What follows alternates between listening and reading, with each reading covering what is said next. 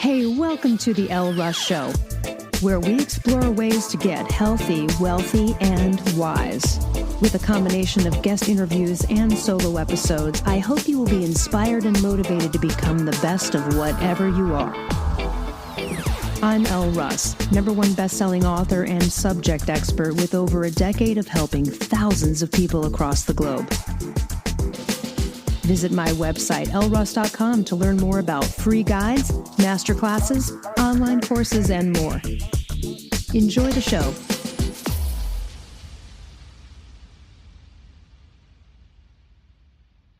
Hey everyone, welcome back. Okay, today, one of my favorite guests ever in the 10 plus years I've been podcasting, Rob Mack. You can go to his website, coachrobmack.com, and we'll put the notes to connect with him in the show notes. He is the author of Happiness from the Inside Out and others that we will talk about, including upcoming books. And he's a happiness expert, and we'll talk a little bit about how he got that rare degree. But welcome back, Rob. Always good to chat with you. Gosh, I love being here. Thanks for having me. Tell everybody a little bit about that positive psychology degree you have. It's kind of a unique one, and not a lot of people have that or even maybe know about it. Yeah, so it's a program, the Masters of Applied Positive Psychology program really grew out of Martin Seligman's work at the University of Pennsylvania. So there's a master's program there. It focuses on the science of well-being. So what makes for a happy life, what makes for a successful life, and the ways in which happiness and success are correlated or not correlated. So today you are, happiness is a broad subject. You also, though, you've appeared on television so many times discussing, like, whether it be either celebrity relationships or relationships. Tell us a little bit about your journey and journey in Hollywood, being the guy that's called in to talk about this stuff with relationships and dating. Yeah, it's so ironic, as you well know, Elle. I mean, I was the unhappiest kid probably in the history of kids. Unhappy my whole life. I always thought I would grow out of it. I did well academically and athletically. That didn't happen. I just became more and more suicidal. And at some point had a suicidal experience. And then what's interesting in that suicidal experience is that, I made a decision at that point in time that I was going to, postpone the suicide, and I was going to do a different kind of research. Just, what is happiness? What is unhappiness? What is depression? What's success all about? And it set me on this path and this journey that's landed me in a lot of really fortunate places and positions, and connecting with really wonderful, talented people like yourself, where I get to talk about things that matter a great deal to me: peace, love, happiness. I see all of those things sort of like in the same sort of similar way. My journey has been non-linear, to say the least. And if you had asked my 15-year-old or 20-year-old or 25-year-old self where I thought I'd be, I would never imagine that I'd be here talking to you about TV shows I've done or books I've written. So I just feel so deeply fortunate that way. That's so lovely. Before we get into we're going to get into a topic about dating and relationships and some themes that are going on right now in this world and how people can think about them. But before we do that, let's talk a little bit about some of those, and we've talked about them in detail in the past, but some of those happiness statistics that I think shock people, especially the things about beyond a certain amount of income, or what are some of the faves that you like to pull out? We've probably mentioned them before in the past, but for people new here, and just as a reminder, let's go through a few of those. Great question. So most of us are sold a bad bill of goods, which is that success will lead to happiness. That if you can just find romantic success and financial success and professional success and maybe social success, maybe health and beauty, that you'll eventually be happy. Now, we know based on science that's simply not true.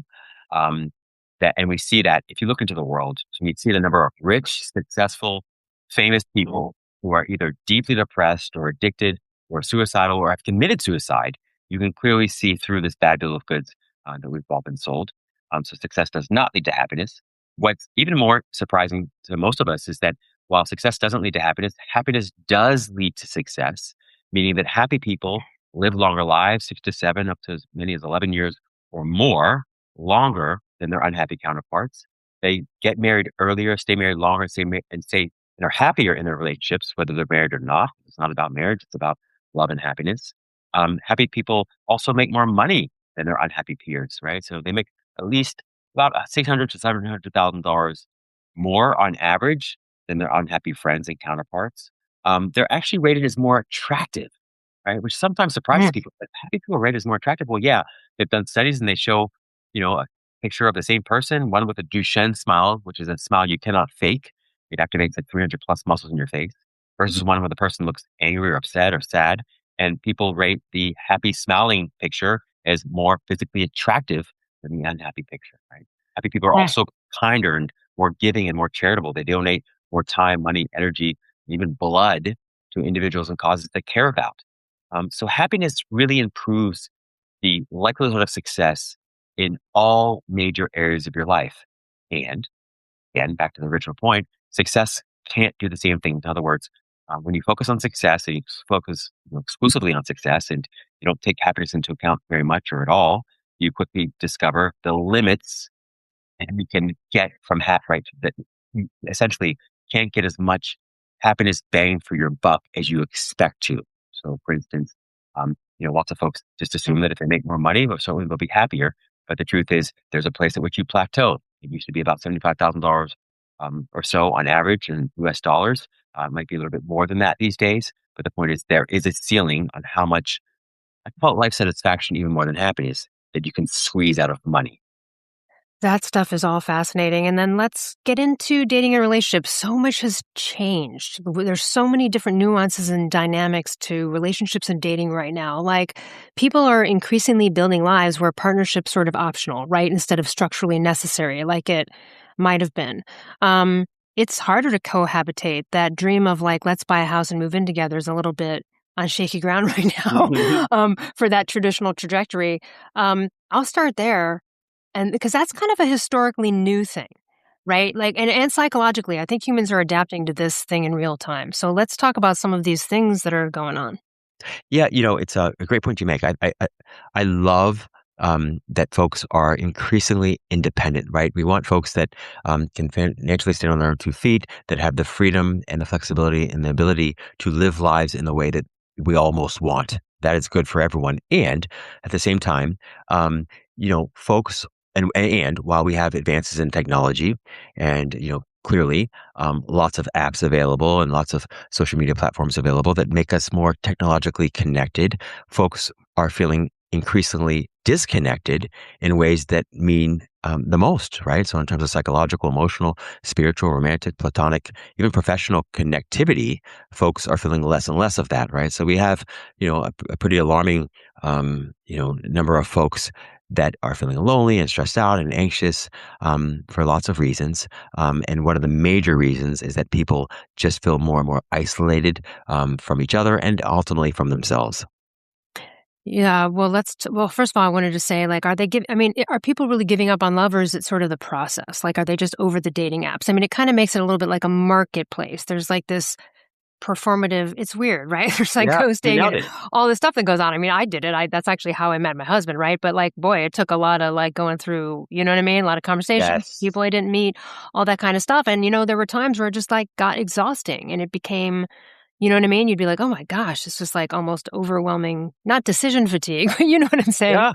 So I'd actually love to hear more about that. I'll say one thing. I'd like to hear more about that, Elle, because I think it's extraordinarily informative. The one thing I can say right off the bat with someone like yourself, I mean, you're so evolved, right? Oh, And thanks.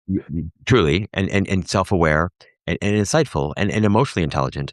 And those things, of course, that's going to play well, pretty much everywhere, particularly in a dating scenario where you have, two individuals that are both living their own lives and have their own challenges and bring also the, individual strengths to bear on the experience in a daily way. You have to be able to navigate that. And that requires, some pretty skillful cognitive and behavioral abilities. Okay, so there's that, right? So and yes, what's interesting is that the dating sort of environment and climate has, in lots of ways, become increasingly more transactional. It's more Mhm. transactional, right?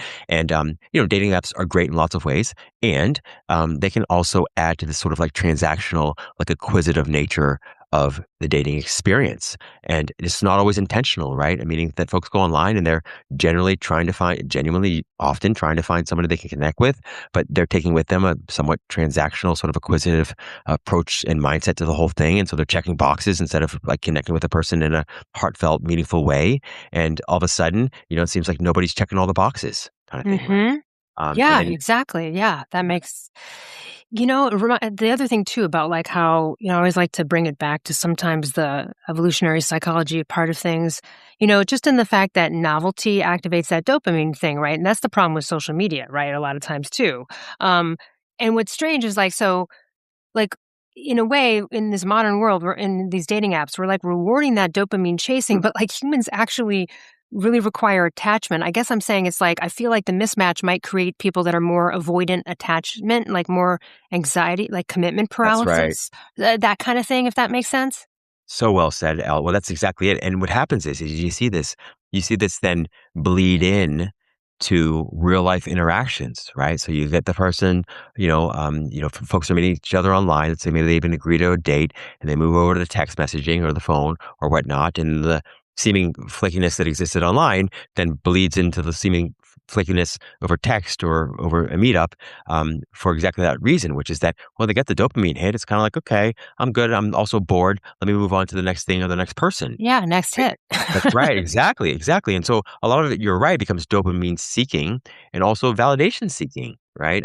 Lots of folks, and this is part of the challenge. Also, And all about that, like, commitment paralysis, or maybe not wanting to take something further because you're like, well, there might be something better. There might be something better. There might, uh, right? Like giving up too quickly. Do you know what I'm saying? I'm not saying people should settle, but hopefully that you get where I'm going. well, you just nailed it. The paradox of choice, right? Barry Schwartz would be extraordinarily proud. He was my undergrad professor and also my graduate professor, and he wrote a book called Paradox of Choice, and it's Oh, precisely about this. He was, and ahead of his, he was ahead of his times, right? In essentially what he was saying is that yes, it's great to live in a land and to live a life that has options, lots of options. We all love options. Who doesn't want options? And not only do we live sort of in the land of the free, so to speak, we also live in the land of the frustrated, which means that the more options you have, the more overwhelmed you often feel. And then you want to do more and more research, and maybe you want to increase your vetting criteria for people and dating in particular. But then what happens is a number of things happens. One is you become or experience analysis paralysis, which you just nailed. So you're overwhelmed.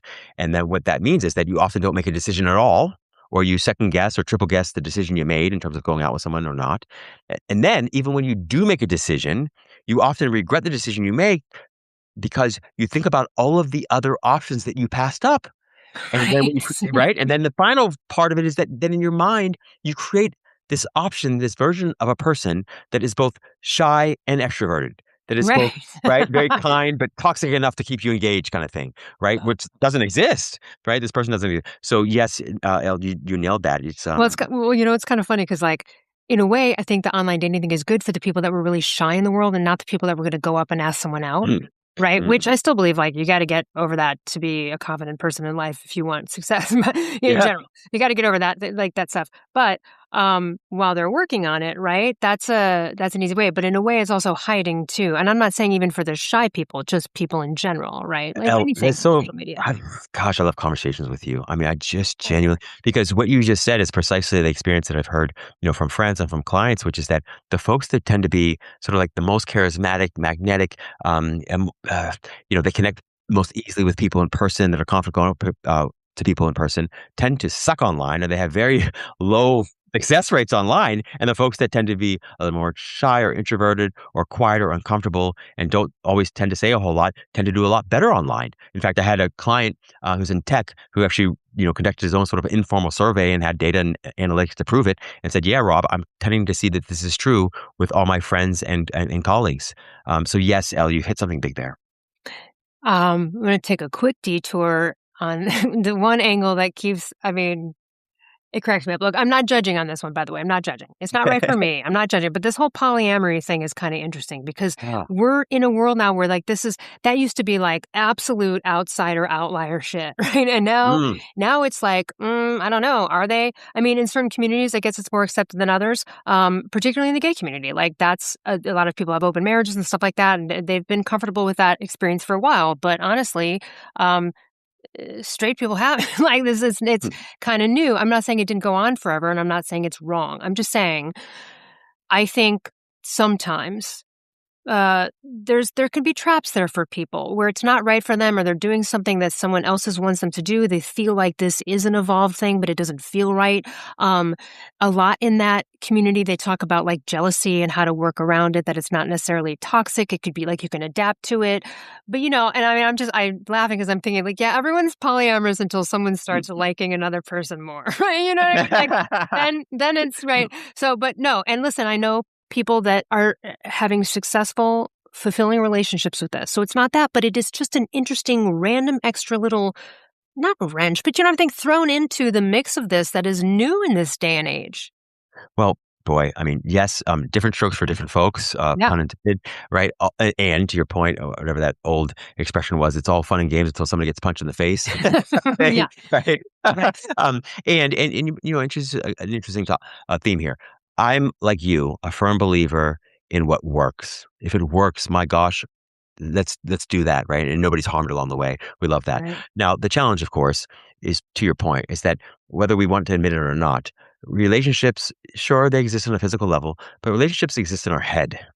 We have a story about the other person and about ourselves that the other person happens to mostly agree with. And then we call that a relationship, right? And vice versa. When you add, the more people or variables that you add into that equation, the more competing stories you have to sort of like track and maintain and manage and hope are in alignment. Ultimately, the more variables, the more likelihood there is to be some conflict or competition or some questions or doubts or Mhm. insecurities. So, what's interesting, we have a mutual friend, and I won't call her out, but phenomenal therapist and one of the greatest clinicians I know. And she talks about this that interestingly enough, in many sort of open relationships or non-traditional relationships, folks aren't surprisingly enough less likely to cheat. They're not less likely to experience betrayal or to betray the other, Oh, which is that's interesting fascinating. because okay, so wait, so let me just make sure everyone's hearing that right. Yeah. We're saying that like, hey, it's all open so that we don't cheat, but that doesn't mean just because it's open, you're not cheating on the people you're being open with. Is that Boom. like, Yes. okay, Yes. Jesus. And right. Exactly. And in most, Oh, the tables have yes. turned. Yes. Exactly. That's right. And they keep turning.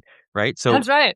right? Even in, sort of the most open relationships, there are still, boundaries. There are still There are expectations absolutely that rules happen. or Yeah, that's right. And so, there is something that is quite appealing and, interesting, to lots of folks, about doing something that's taboo or that's not right. allowed, right? So Mhm. sometimes we think that well we'll have better luck in terms of finding folks that are more less likely to cheat or betray us if we basically are seeing multiple people at once, but that just tends not to be the case.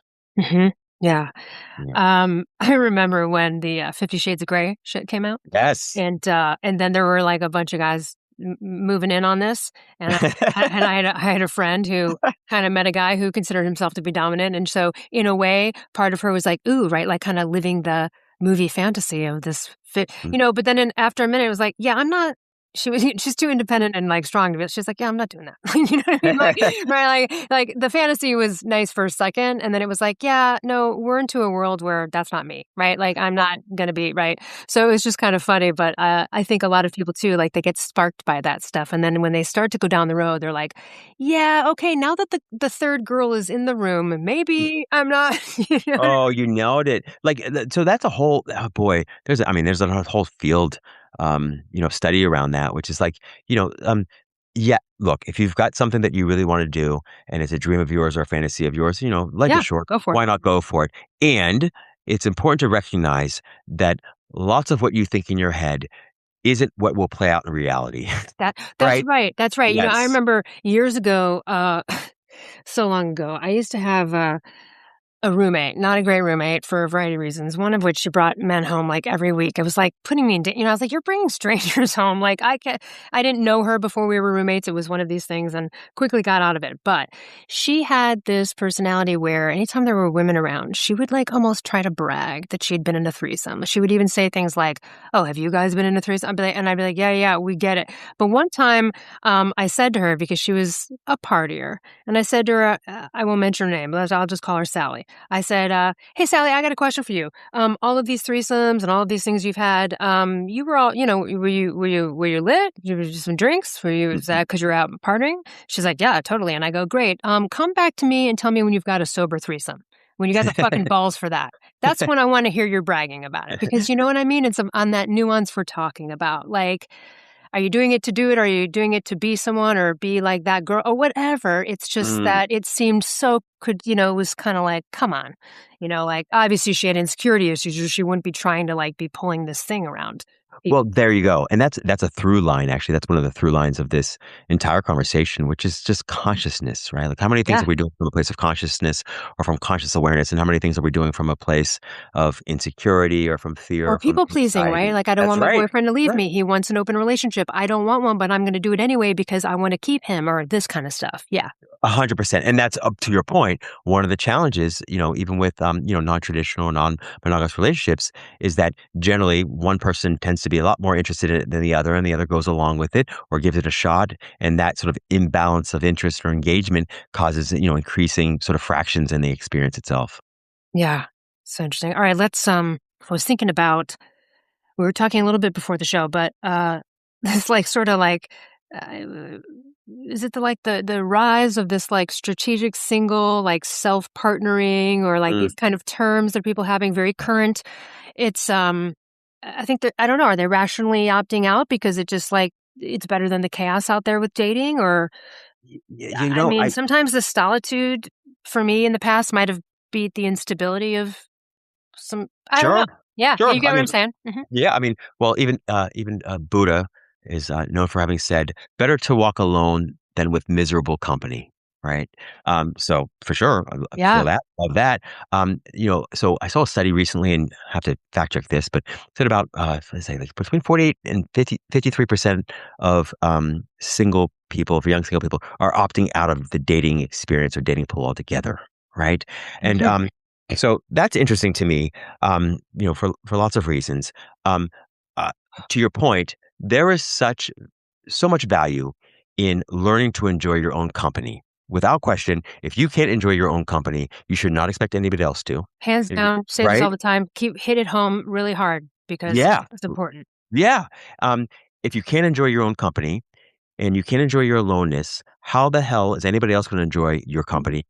And how are you going to enjoy togetherness? I mean, it's enjoying the aloneness that prepares you and allows you to enjoy the togetherness, right? So if you can't emotionally regulate on your own, if you can't be happy in a room by yourself with nothing but your own thoughts to keep you company or no thoughts to keep you company, I promise you that once somebody else enters the picture and starts sharing with you all their crazy, wild thoughts, you're going to have a lot more, find a lot more difficult time to not only find peace within yourself, but to find peace inside the relationship, right? So there's value in that. Now, the question is, are people doing it for that reason? Are they doing it in a way that allows them to increasingly enjoy their own aloneness and their own company? And I would argue that most people probably aren't. First of all, they're not aware of what that even means. And second of all, they're often opting out of the dating pool or of dating experience. One, maybe they have other interests and purposes, and that's great and no problem with that. But I'd say that a lot of folks are doing it simply from a place of either apathy or frustration or insecurity or irritation, from a place that's not a like clean vibrational place. And it's not something they can sort of like intentionally work on.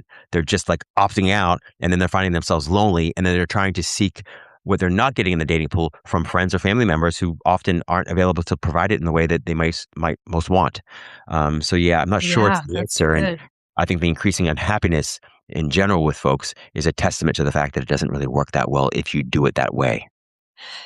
Yeah, and I think also the angle of, like, especially women because, like, and I say this just historically respectfully, like, the incentive structures changed, right? Like, women can now own property, make six figures, right? Or Mhm. Right. raise eggs, right? They can, That's right. right, get their own dog, like, you know what I mean? That's a little different too. I also wonder, though, if it's I thought about this because 'cause I'm like, "All these kids are on their phones and everything." I'm like, I'm Gen X when we were younger and we didn't have phones, like, all we thought about was dating.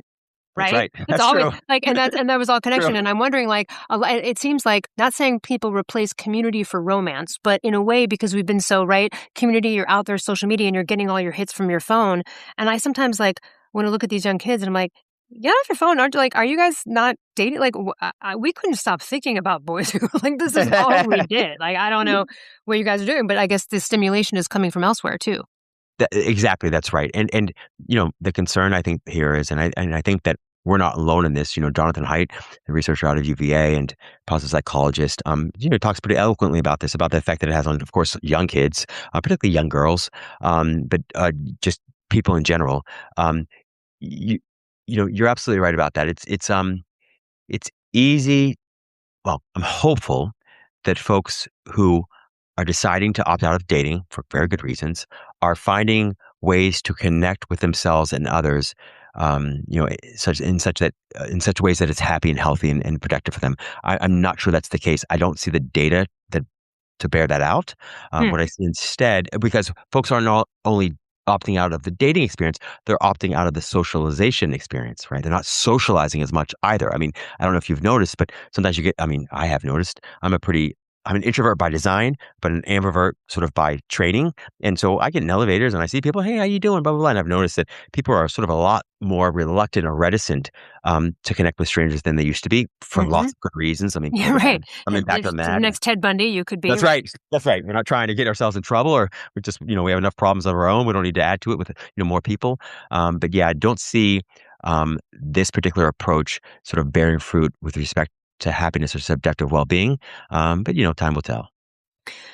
What about, and again, I mean, I'm not even saying anything. Well, okay, let's just talk about the male, female, new definitions to some degree. Not that I'm going to sit here and define it, but what I mean is that like what I hate, and because my friend Tanya, who talked about alpha females, who was on your show years ago, and we've talked about that, and you've talked with her about it.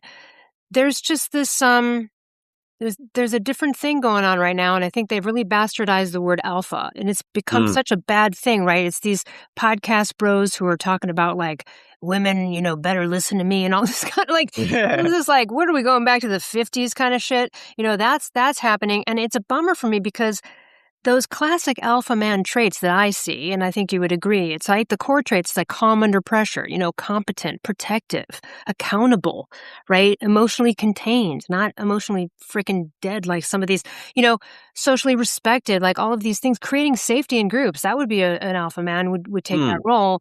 And so and for alpha women, but I'm just talking about guys right now, and I think that, like, that's been bastardized on the one side, where now people use the word alpha in a derogatory way, and I'm like, "No, no, no." So whenever I say that word now, I always have to say I preface it with, I mean the positive Ah, connotation of this, not the new bastardized version of it or whatever, if that makes you, sense. So that's you kind of been so right. interesting. What's going on there with You, boy, well said, Elle. That's exactly right. I mean, I almost wish we'd throw out all these words, alpha and beta, and because to your point, um, we're it, I had a psychologist friend that said something really fascinating. She said that, and I agree with her, that all relationship problems can be reduced to how two people, let's say it's two people in a relationship or more, answer one question. And that question is, when you say you love me, you mean, or when I say I love you, I mean. In other words, how do you define love? Right? And definitions matter a great deal.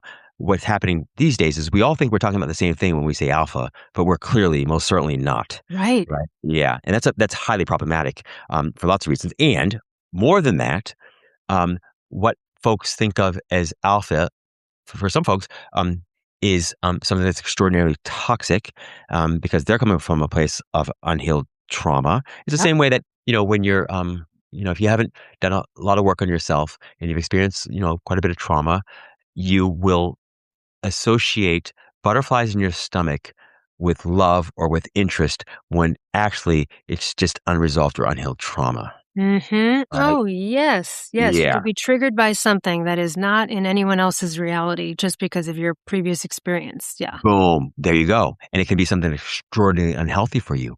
And you're just convinced it's love. You're just convinced that you're in love when the truth is, no, you're just re experiencing the trauma or you're experiencing a version of the trauma that you had as a child or you had as a young adult.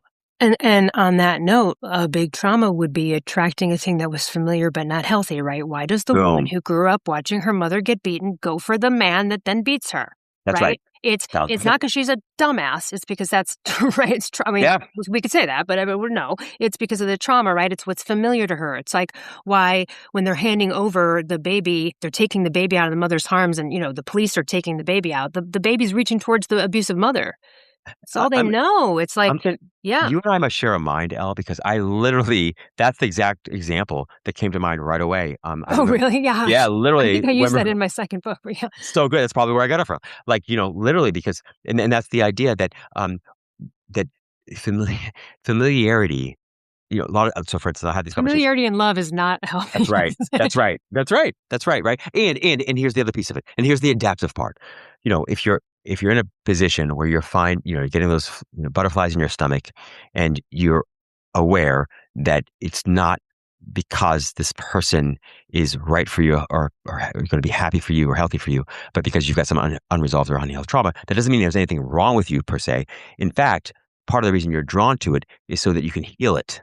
Right? It's a bit of an Mhm. mirror. So you're drawn to it so you can recognize it and then heal it. So that's the adaptive function of it. So I don't want people to get the idea that they're broken or anything like that. But yeah, Yes. it's important to make these delineations clear. Well, on the tr on the trauma thing, it's also kind of funny, like, maybe hold on, just hear me out. Yeah.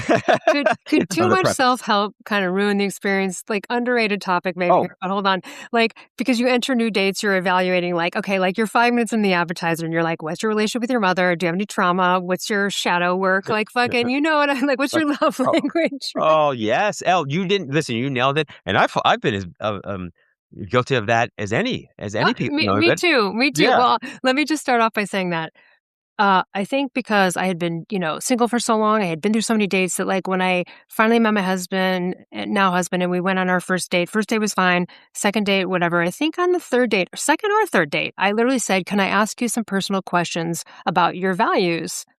And he's like, "Sure." And I literally was like, "Who did you date? Who did you vote for in the past several elections?" I was like, "How do you feel about like this? How do you feel about this topic?" And they were all pretty hot topics. They were hot topics that I know were deal breakers for me.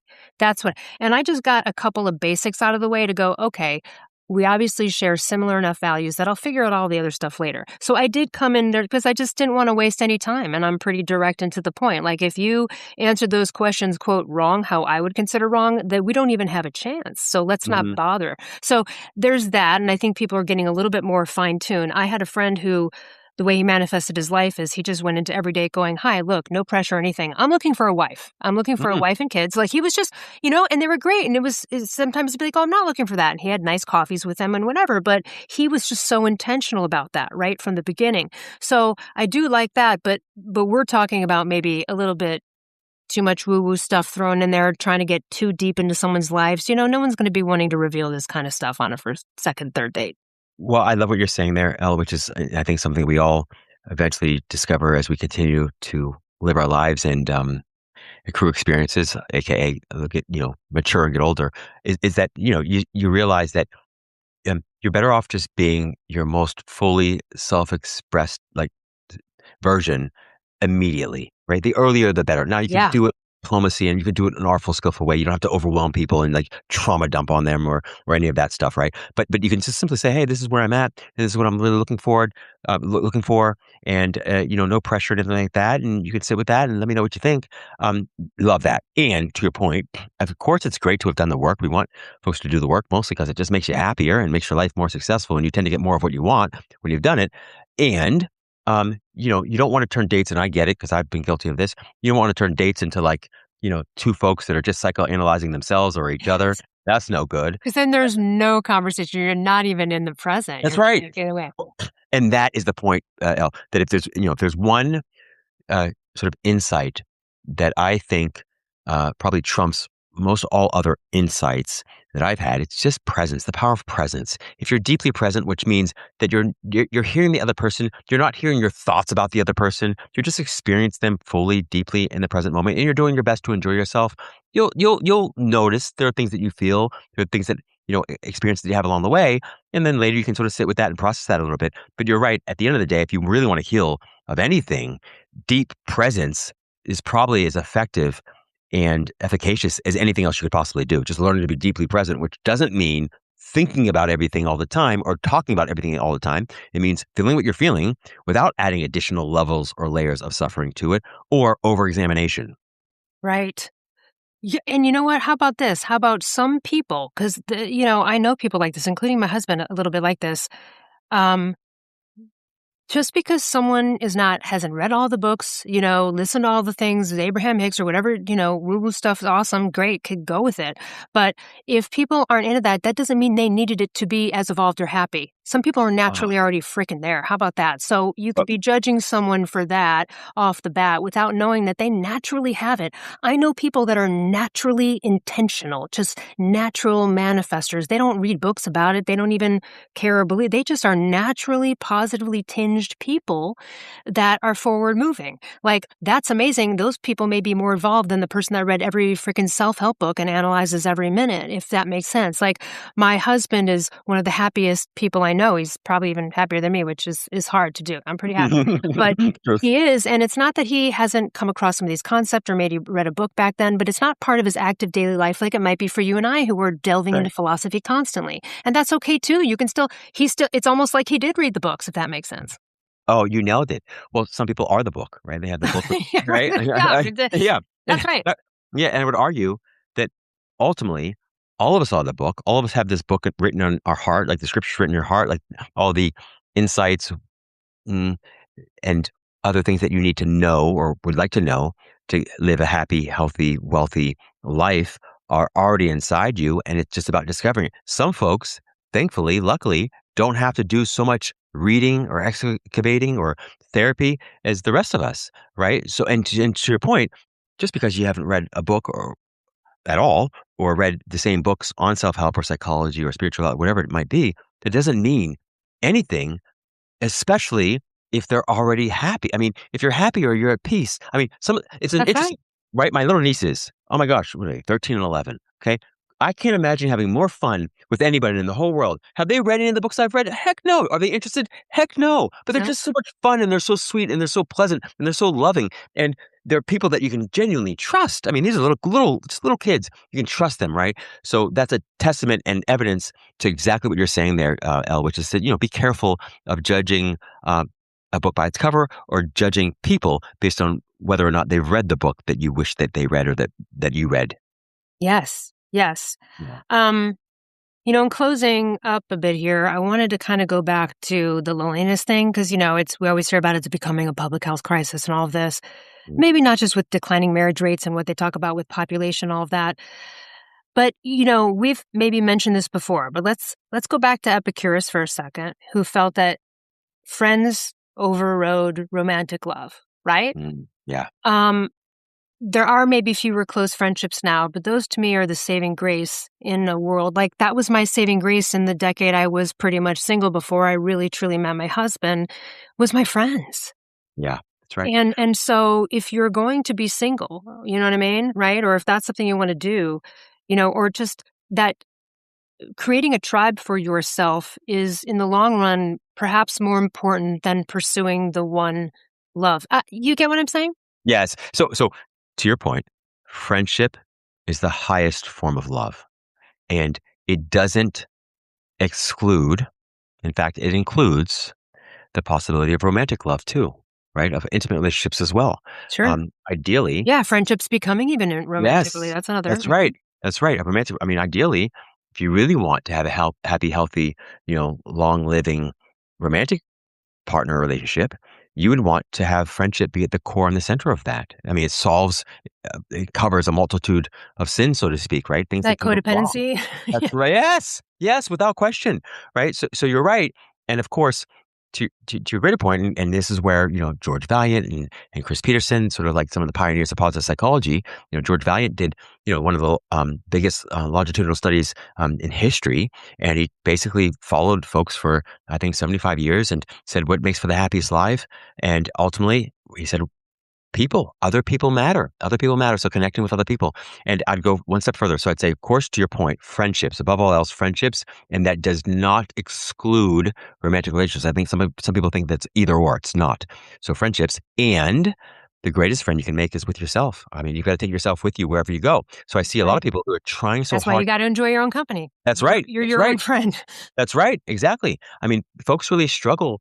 A lot of folks really struggle. And I did for sure when I was younger. I struggled making friends. Why? Because I wasn't friends with myself. And all that self judgment that I had and self criticism I would just project onto other people.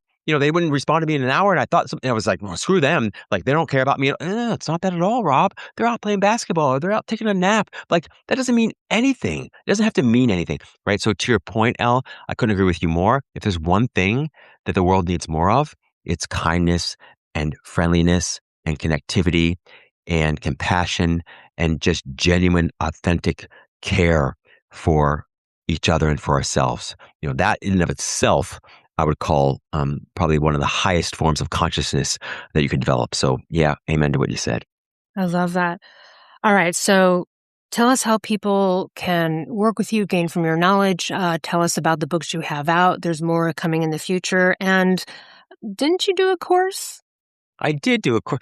Elle, I don't know how you know more about me than me, Yeah. especially with everything on your plate. You have a very rich life, my friend, personally, professionally, in all ways. And I'm blown away that you remember anything about me. So thank you. I appreciate that Of so course. much. One of my faves. Yeah, God, likewise. My gosh. And I meet, these conversations we have on air here are just continuing conversations that we have offline. So thank you for that. So yeah, folks can find me at coachrobmack.com. You can also find me on most social media platforms, but probably most consistently Instagram at Rob Mack, M-A-C-K official. You can find both my published or released books, Happiness from the Inside Out and Love from the Inside Out, everywhere great books are sold, including Amazon and Barnes & Noble. And I've got about 9 more books that are being polished and finished up. That Well, will be first of all, I released love soon. that. It's just throwing. Wait, can we just talk? I've got 9 more books. Like usually people are like, Yeah. so, the most. It would be impressive if someone was like, I've got a couple more books in the pipeline. You're like, I've got 9. I've got 9. Are we going to Yeah. get one a year for the next 10 years, or how's that? Yeah, I might have to at least release 2 a year maybe, because Yeah, otherwise, there who you knows, I go. might be dead by then. So yeah, but COVID was a productive period for me. Yes, yes. Oh, I know. Yeah. Me too. Yeah, we talked about that. In a way, it was like when it happened and it was like everything was shut down. And I was inside. I was like, oh, I was built for this. This So is my true. home body revolution. So true. And Elle, you were a great inspiration to me in that way, because I remember just checking in with you and connecting with you and be like, you're doing what now? Now it's a show and now it's a podcast and now and like you were just stayed productive the entire. I was very impressed by that. While in the midst of other things happening, there were very right. I mean, all kinds of speed bumps along the way there for all of us. So Yeah. yes, Elle, thank you for being a source of inspiration that way. Thank you for connecting with me. I appreciate how generous you are, and just cannot tell you how much I love and adore you. You too. Thank you so much for sharing your wisdom. Of course, we're going to have you back later this year. You'll keep coming back to drop all of these pearls of wisdom on us. So thanks so much, and for everyone else, I'll see you next week.